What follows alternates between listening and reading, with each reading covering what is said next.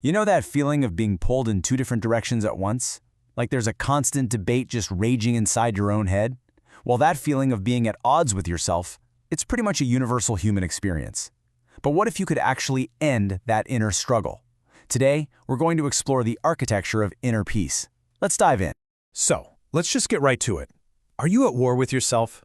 Because a lot of the time, that's exactly what it feels like, right? A relentless civil war raging inside us. Desire goes head-to-head with duty, our fear puts a chokehold on our ambition, and old regrets just sabotage anything good we have going on in the present. This internal battle is exhausting. It drains our energy, clouds our judgment. But understanding it, that's the first step toward peace. All right, so first things first, we need to get a clear picture of this battlefield. What exactly is this war that's happening within us? At its core, inner conflict is really just this state of psychological dissonance. It's that tension you feel when your head wants one thing and your heart wants something completely different. It's that grudge you're still holding on to, or that constant push and pull between what you want to do and what you feel you should do. And this turmoil, it isn't just unpleasant, it's actively eating up your mental and emotional bandwidth. Okay, so every war needs ammunition, right? So what's actually fueling this internal fight? Where is all this friction coming from? You might actually be surprised by the answer. It's so easy to assume the enemy is the anger, or the anxiety, or the indecision itself. So what do? We try to suppress those feelings. We try to fight them head on. But what if we've completely misidentified the real adversary here? Here it is, the real fuel for the fire, the actual ammunition for our inner war, is the act of clinging. It's our desperate, white-knuckle grip on things. It's our attachment and our resistance that creates the conflict. The negative feelings, they're just the symptoms. Clinging is the cause. And just think about all the things we cling to. We cling to these super specific outcomes, like I have to get this promotion to feel successful. We cling to past regrets, just replaying our mistakes on a loop. We cling to this desperate need for control over things that are, fundamentally uncontrollable. And oh boy, do we cling to rigid ideas about ourselves that I must always be strong or I must always be right thing, which leaves zero room for being human. This is what creates that exhausting internal tug of war. So if clinging is the problem, then the solution isn't to fight harder. It's to declare a ceasefire. And listen, this is not an act of surrender. Not at all. It's a powerful strategic move to reclaim your own peace. Now, it is absolutely crucial to understand this distinction. Letting go is not the same thing as giving up. Giving up is passive resignation.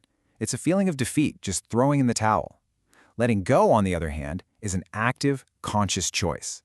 It's a courageous decision to stop fighting an unwinnable battle against reality. It's incredibly empowering because you are choosing to liberate yourself from the struggle. And think about how this ceasefire actually works. When you let go, you dissolve that rigid either-or thinking that fuels the conflict. It allows you to feel, say, both love and frustration for someone at the same time, without having to label one of those feelings as wrong. It pulls you out of the past and the future, and anchors you right here in the present, where the conflict loses all its power. By just releasing your grip, you create the mental space for clarity, for wisdom, to finally bubble up. Okay, so this all makes sense as an idea, right? But how do we actually do it? How do we put it into practice when we're in the thick of it? Let's get into a tangible toolkit for finding that inner peace. Here's a simple 4-step process you can try. First, just identify what you're clinging to. Really ask yourself, is it fear? Is it your ego? Is it some old wound? Second, observe that thought or feeling without judging it. Just notice it. Let it be there, like a cloud passing in the sky. Third, try to reframe your perspective. Ask yourself, what space would open up in my life if I release this? And finally, and this one is so important, practice self-compassion.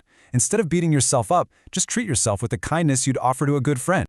So, what does life actually look like on the other side of this inner war? What are the real, tangible benefits of laying down your arms and choosing peace? Well, the benefits are profound. We're talking about a huge reduction in chronic stress, anxiety, and depression. It builds incredible emotional resilience. And get this, research even links it to better physical health, like a lower risk of heart problems. But maybe the most important thing is this. When you stop wasting all that energy on the internal fight, you create space for new opportunities, and you finally allow your authentic, unconflicted self to step forward.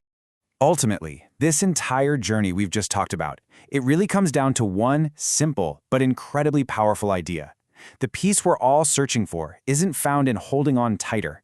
It's found in the courageous act of opening our hands. And that brings us right to our final thought. Look, this isn't about solving every single inner conflict overnight. It's a practice. It's something you do.